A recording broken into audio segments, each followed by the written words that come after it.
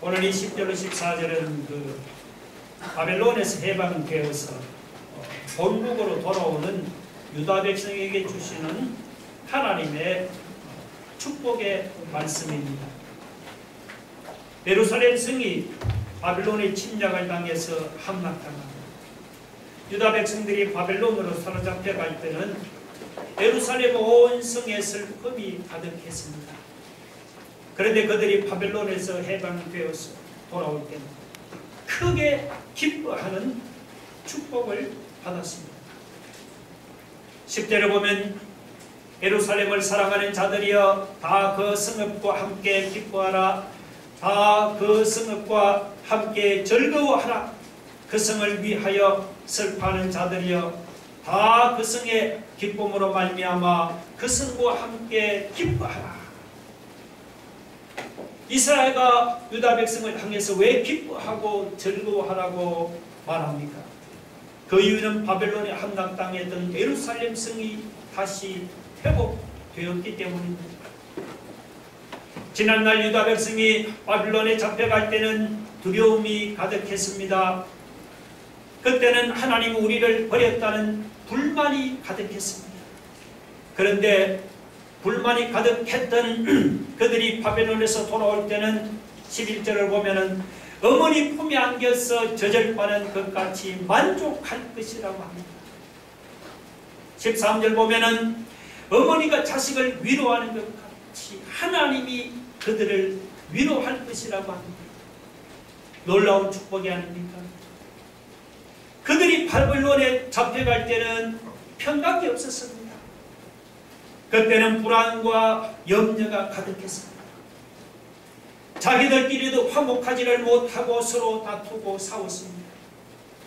그런데 그들이 바벨론에서 돌아온 후로 어린 아기가 어머니 품에 안겨서 젖을 빨면서 무릎에서 오는 것 같은 그런 평강의 축복을 누리게 되었습니다. 12절 보면은 강같이 넘치는 그런 평강의 축복을 누리게 되었습니다. 그뿐이 아닙니다. 그들이 바벨론에서 돌아와서 영적으로 쑥쑥 자라는 이런 축복을 받았습니다. 14절에 너희 뼈가 연한 풀에 무성한 같으리란 말이 바로 그런 뜻입니다. 봄비에 연한 풀이 무성하게 자라듯이 너희 뼈가 그냥 쑥쑥 자란다는 말입니다. 그들이 바벨론에서 돌아와서 이렇게 연한 풀이 무성하게 자라듯이 영적으로 쑥쑥 자라는 축복을 받았습니다. 14절 끝에 보면 여호와의 손은 그의 종들에게 나타나겠고 그의 진노는 그의 원수에게 더하리라고 했습니다. 자, 여기서 이 여호와의 손은 은혜와 축복을 주시는 하나님의 손을 가르치고 그의 종들은 누굽니까? 하나님의 종들인 유다 백성을 가르칩니다.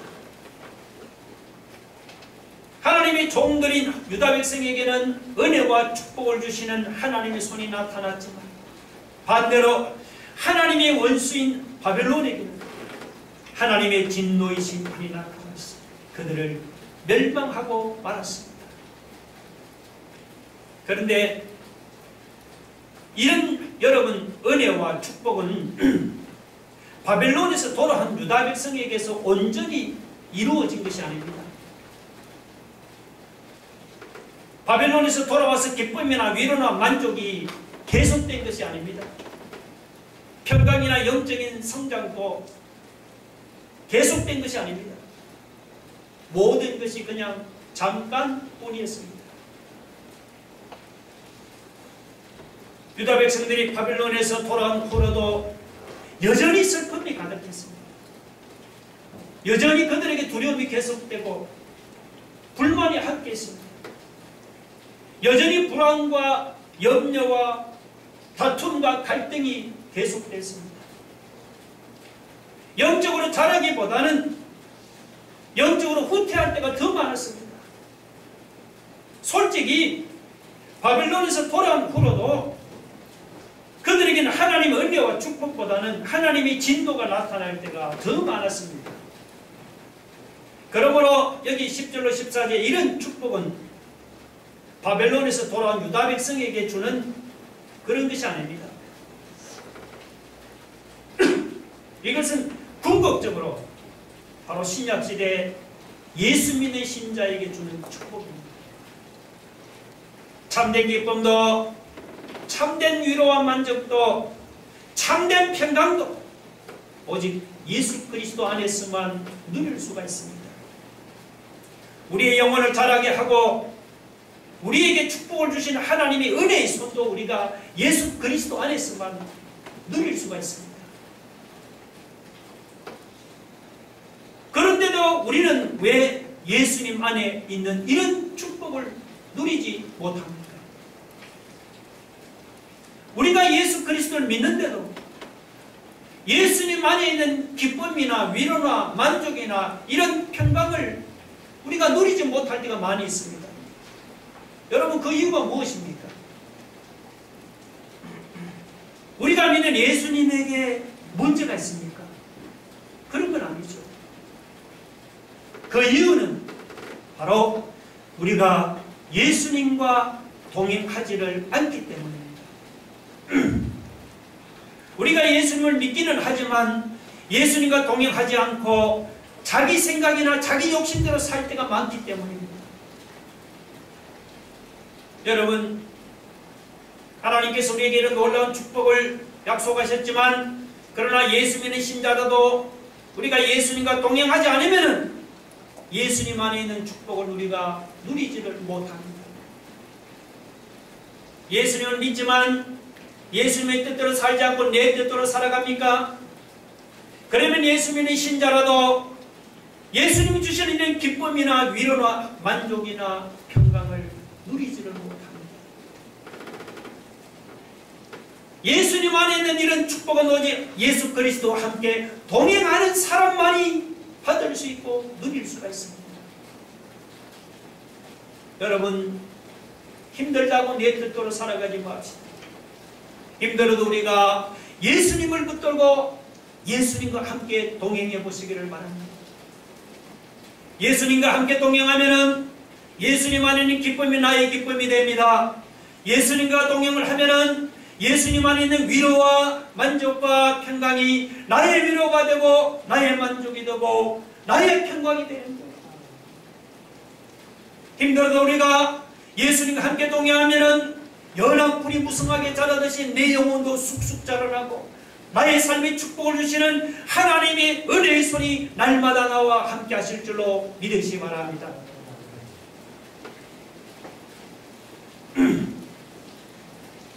앞에서 하나님은 유다 백성에게 기쁨을 주시고 위로와 만족과 평강의 축복을 주신다고 했습니다. 그렇다고 아무에게나 축복을 주시는 하나님이 아닙니다. 경건한 유다 백성에게만 기쁨을 주시고 위로와 만족을 주시고 평강해 주시고 축복을 주시는 하나님입니다. 반면에 하나님을 떠난 패역한 자들에게는 여러분 축복 대신에 심판을 주시는 하나님이십니다. 15절 보세요. 오라 여호와께서 불에 둘러싸여 강림하시리니 그의 수레들은 회오리 바람 같으리로다. 그가 혁혁한 미소로 노여움을 나타내시며 맹렬한 화염으로 책망하실 것이라. 여기서 이 불에 둘러싸여 강림하시는 하나님이나 혹은 회오리 바람 같은 수레들이나 이 맹렬한 화염은 이것은 패역한 자들을 심판하시는 하나님의 진노의 모습을 가르칩니다. 실제로 구약시대 하나님께서 불같이 강림하사 패역한 자들을 심판했지, 혹은 회오리 바람 같은 이 하늘의 수레들이나 맹렬한 화염을 동원해서 진노 중에 심판했습니다. 구약시대 때만 아니죠. 마지막 날에 예수님이 이런 진노의 모습으로 강림해서 끝까지 회개하지 않는 패역한 자들을 주님이 다 심판하십니다. 여러분, 그렇다고 이 15절이 이렇게 패역한 자들을 심판하시는 그 하나님의 진노의 모습만을 가리키는 것이 아닙니다. 이 15절은 또한 무엇을 의미합니까? 이것은 바로 신약시대 불로 임하시는 성령님의 강한 역사를 가르치기도 합니다. 요한복음 16장 8절에 보면 생전에 예수님도 제자들을 향해서 뭐라고 말씀했습니까? 보혜사 성령님이 오셔서 그가 죄에 대해서 책망하시고 의에 대해 책망하시고 심판에 대해서 세상을 책망하시리라고 말씀했습니다. 여러분, 사람들의 마음이 얼마나 강팍한지, 아무리 죄를 지어도 죄인 줄도 모르고 부끄러워하지도 않습니다. 그런데 성령이 불과 같이 강하게 역사하시는 돌덩어리 같이 단단하게 굳어있던 사람들의 마음이 녹아집니다. 성령이 맹렬한 화염과 같이 책망하십니다. 죄로 생각하지 않던 사람이 자기 죄를 깨닫게 되고 눈물을 흘리는 그런 일이 일어납니다. 그런데 성령이 불같이 맹렬한 화염같이 우리 마음이 임해서 우리 죄를 책망해도 우리가 미련해서 성령의 책망을 깨닫지 못하면 어떻게 됩니까? 그때는 하나님이 불과 칼로 모든 혈육에게 심판을 베푸십니다. 여러분, 16절 보면 거기 불과 칼이 나오죠. 이 불과 칼은 하나님께서 우리 죄를 깨닫게 하도록 하기 위해 사용하는 여러 가지 환난이나 혹은 어려움이나 혹은 고통을 말합니다. 어떤 사람은 하나님이 경제적으로 어려움을 당하게 합니다.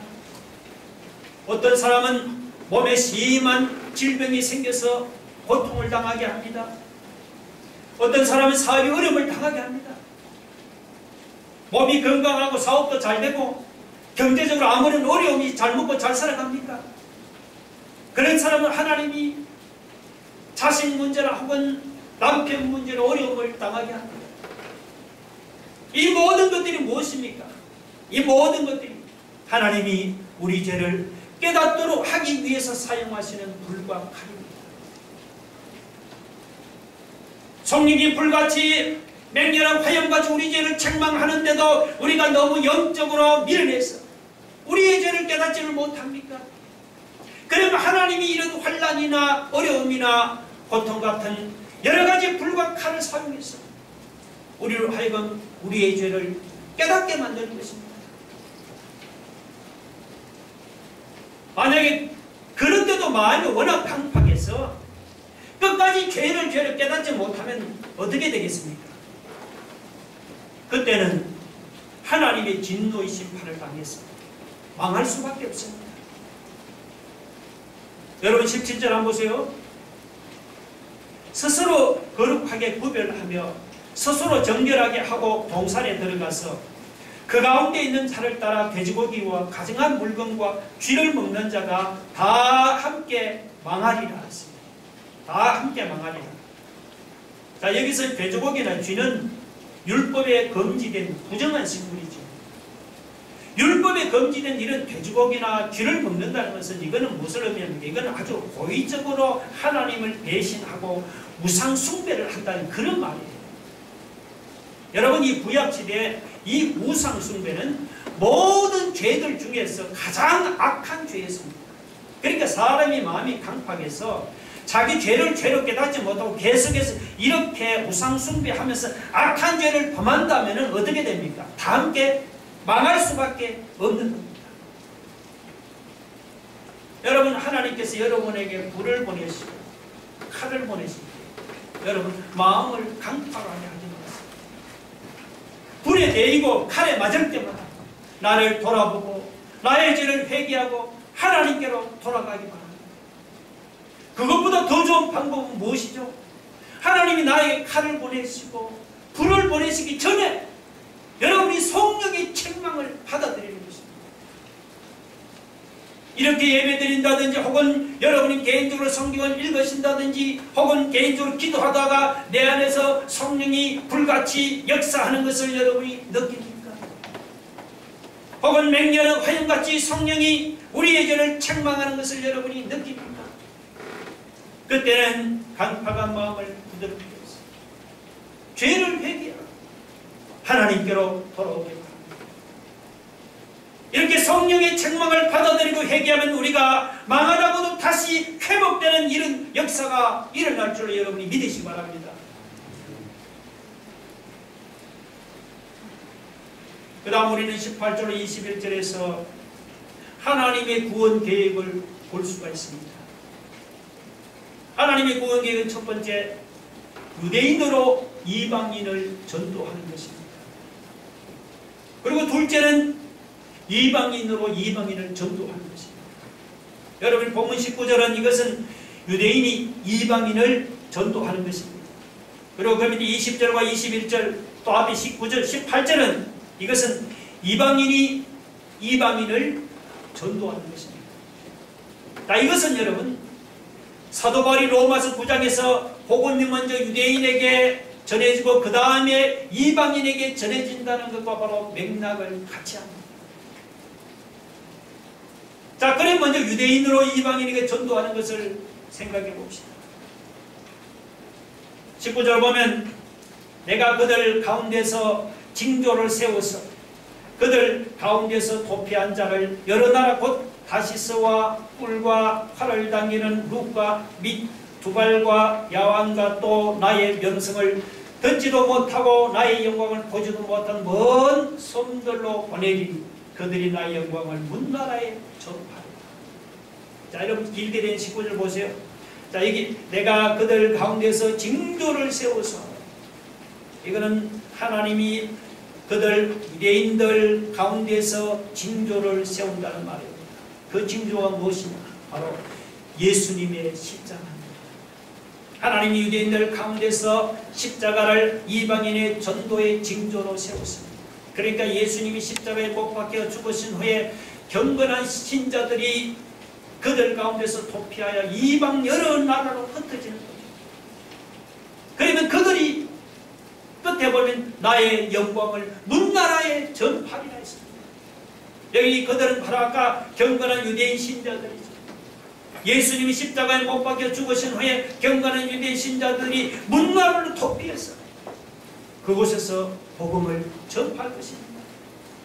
여기서 그들이 나의 영광을, 이 나의 영광이 바로 복음을 가르치는 거예요.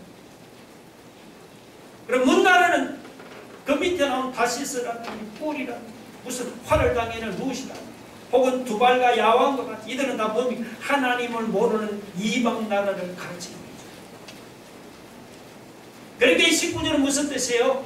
이것은 유대인 신자들이 하나님의 영광 곧 복음을 문나라에 하나님을 보는 이방인에게 전한다는 그런 말이죠. 그 다음 20절은 보세요, 여러분. 이스라엘 자손이 예물을 깨끗한 그릇에 담아 여호와의 집에 드림같이 그들이 너희 모든 형제를 문나라에서 쭉 가서만 여호와께 예물로 드릴 것이라. 자, 여기서 그들, 이 그들, 그리고 너희 모든 형제, 이건 둘 다 이방인입니다. 그러니까 20절은 이방인이 다른 이방인 형제를 예물로 하나님께 드린다는 그런 말이에요. 그 말은 이방인이 이방인을 전도하는 것을 이렇게 구약식으로 표현한 것입니다. 자, 그러면 이방인이 이방인을 전도하는 이런 일들이 언제 일어납니까? 18절에 보면 때가 이르면 문나라와 언어가 다른 민족들, 이거 하나님 모르는 이방인들 아닙니까? 그들을 하나님이 부른다고. 그들이 와서 나의 영광을 볼 것이다. 때가 이르면은, 그러니까 하나님이 정한 때가 되면 하나님이 이렇게 문나라와 언어가 다른 이방인들을 하나님이 전도해서 그들을 불러 모으신다. 여러분, 하나님 정한 그 때가 언제입니까? 바로 지금 우리가 살고 있는 이 신약 시대가 바로 하나님이 정한 바로 그 때입니다. 여러분, 사도행전 1장 8절도 그렇게 말씀하지 않습니까? 우리 사도행전 1장 8절 한번 읽어볼까요? 다 같이 한번 봅시다. 시작. 오직 성령이 너희에게 임하시면 너희가 권능을 받고 예루살렘과 온 유대와 사마리아와 땅끝까지 이르러 내 증인이 되리라. 그러니까 신약 시대가 되면은 예루살렘과 온 유대와 땅 끝까지 복음을 전하는 그런 일이 일어난다는 것입니다. 이런 놀라운 하나님의 구원 계획을 이사야 선지자는 예수님이 오시기 700년 전 그 놀라운 하나님의 구원을 선포했습니다. 하나님의 구원 계획은 먼저는 유대인이 이방인에게 복음을 전하는 것이죠. 둘째는 그 복음을 듣고 구원받은 이방인들이 다시 다른 이방인에게 복음을 전하는 것입니다. 우리는 지금 이사야가 선포한 그 하나님의 구원 계획이 이루어지는 것을 우리가 보고 있잖아요. 예루살렘에서 시작된 복음이 유대와 사마리아를 넘어서 로마에 전해졌습니다. 로마를 복음화시킨 복음은 그 후로도 계속 전파되어서 어떻게 됐습니까? 온 유럽을 복음화시켰습니다. 그 복음이 대서양을 건너가서 아메리카, 미국을 여러분 복음화시켰습니다. 미국을 복음화시킨 복음은 다시 돌아서 태평양을 건너서 오늘 우리나라까지 복음화시켰습니다. 이와 같이 이사야가 선포한 이 하나님의 구원 계획은 여러분 지금도 그대로 이루어지고 있습니다. 그렇다면 여러분 기억해야 할 것이 있습니다. 그것은 우리가 아무 일도 안 하는데도 그냥 하나님의 구원 계획이 저절로 이루어지는 것은 아닙니다. 그렇다고 무슨 천사들의 전도를 통해서 하나님의 구원 계획이 이루어지는 것도 아니죠. 하나님의 구원 계획은 누구를 통해 이루어지느냐? 하나님의 구원 계획은 예수 믿고 구원받은 신자 한 사람 한 사람의 전도를 통해서 이루어지는 겁니다. 오늘 우리가 본문을 읽을 때마다 여러분이 이 점을 놓쳐서는 절대로 안 됩니다. 여러분 21절 한번 보세요. 나는 그 가운데서 그 가운데는 이방인들 가운데서 택하여 제사장과 레위인을 삼으리라. 그렇게 말씀했죠. 여기서 이 제사장과 레위인은 구약시대 직분자를 가르치는 게 아닙니다. 이것은 바로 신약시대 복음의 일꾼을 가르칩니다. 그러니까 하나님이 너희 가운데서 이방인들 중에서 복음을 전하는 복음의 일꾼을 택하여 세우신다는 그런 말입니다. 21절입니다. 그러므로 21절은 이것은 구약시대 백성이 주는 게 아니고 바로 신약시대 예수 믿는 모든 신자에게 주신 말씀입니다. 하나님이 여러분 목사나 선교사만을 택하여 제사장과 레위인으로 삼으신 것이 아니죠. 하나님께서 예수 믿는 모든 신자들을 택하여 제사장과 레위인으로 삼으셨습니다. 다시 말하면 하나님께서 예수 믿는 바로 여러분을 택하였습니다. 복음을 전하는 하나님의 복음의 일꾼으로 삼으시고 세우신 것입니다. 여러분 그 사실 믿으십니까? 그러면은 우리 예수 믿는 한 사람 한 사람이 바로 복음 전하는 사명을 우리가 잘 감당해야 합니다. 예수 믿는 사람들이 복음 전하는 이 사명을 우리가 잘 감당해 나갈 때 이 하나님이 놀라운 구원 계획이 바로 우리 한 사람 한 사람을 통해서 이루어질 줄을 여러분이 믿으시기 바랍니다.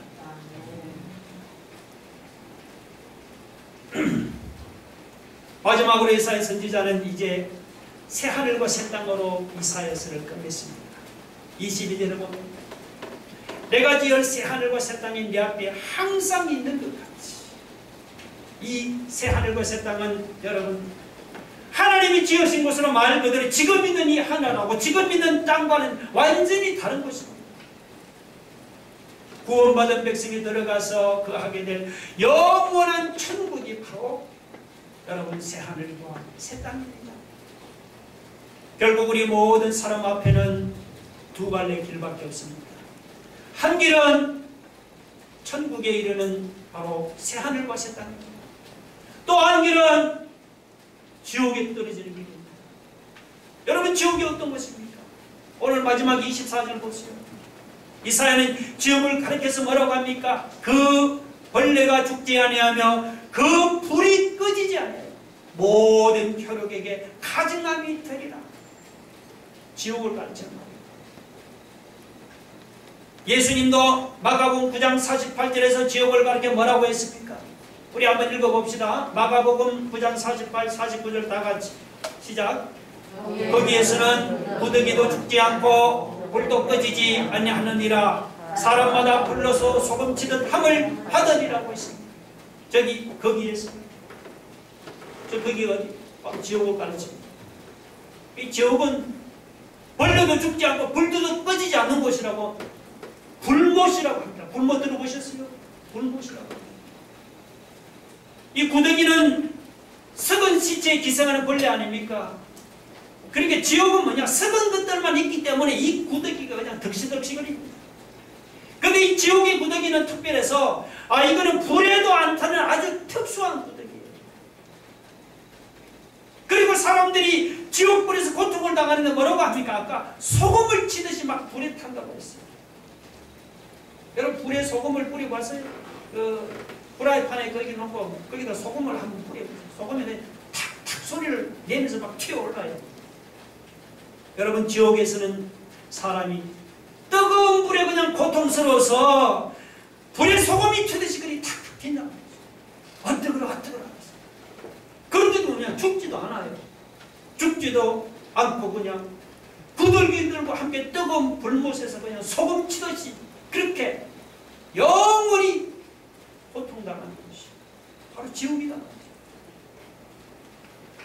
우리는 이런 고통스러운 지옥에 떨어질 것이 아니고 영원한 새하늘과 새 땅에 들어가기를 바랍니다. 그런데 이 새하늘과 새 땅에 들어가면요, 우리가 이 세상에 누리던 부귀나 영화나 권세나 혹은 세상 재미나 쾌락을 그곳에서는 더 이상 찾아볼 수가 없습니다. 세상에서 누리던 것들은 다 일시적인 기쁨이고 일시적인 만족만 줄 뿐이죠. 이 땅에 여러분에게 영원한 기쁨을 주고 영원한 만족을 가져다 준 것이 있습니까? 그래서 이 세상 기쁨이나 이 세상 만족은 우리가 새하늘과 새 땅에 들어갈 때 다 사라집니다. 근데 놀라운 사실은 여러분이 본문을 보시면 이 땅에서 우리가 누리던 것들 중에서 우리가 새하늘과 새 땅에 들어가서도 남아있는 것이 두 가지가 있습니다. 그 두 가지가 무엇입니까? 하나는 22절입니다. 바로 예수 믿고 구원받은 백성과 구원받은 그 백성의 이름은 새하늘과 새 땅에 들어가도 남아있습니다. 자, 여러분 22절 한번 보세요. 내가 지을 새하늘과 새 땅이 내 앞에 항상 있는 것 같이. 뭐가 또 항상 있습니까? 너희 자손과 너희 이름이 항상 있습니다. 여기서 너희 자손과 너희 이름은 이거는 예수 믿고 구원받은 백성과 바로 구원받은 백성의 이름입니다. 우리가 새하늘과 새 땅에 들어가면 세상에서 누리던 이것들은 다 사라지죠.